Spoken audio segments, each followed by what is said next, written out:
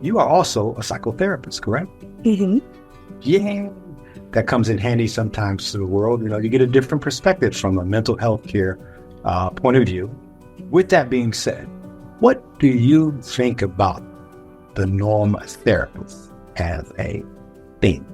I think in a lot of ways it's very different from traditional mental health care. And one of the ways that it's very different is we're not treating mental health. And I know you've said this before, and having been abused doesn't mean that you have a mental health issue. It just means that you've been abused. And those things could absolutely be comorbid, but in a lot of cases, mental health treatment might not be the right treatment for someone who's going through abuse and not a mental health crisis.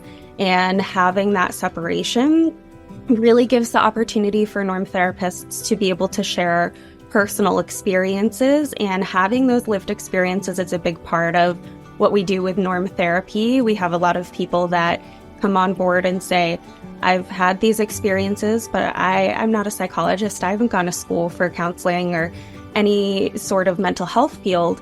And our response is always that if you have those experiences in your life where you've experienced either abuse or difficult situations that you can just take and learn from and use it to help others, then that's going to be a big part of what makes a norm therapist. And one of the things that I always say to explain it is, if you broke your leg and someone who had never broken their leg said, how about you try and walk it off, get up and walk it off, I think that'll fix it.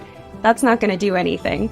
And so having someone who's been through perhaps a similar experience or maybe a little bit different, but having some of those same undertones is going to be a lot more meaningful to a victim or survivor than someone who's never experienced it.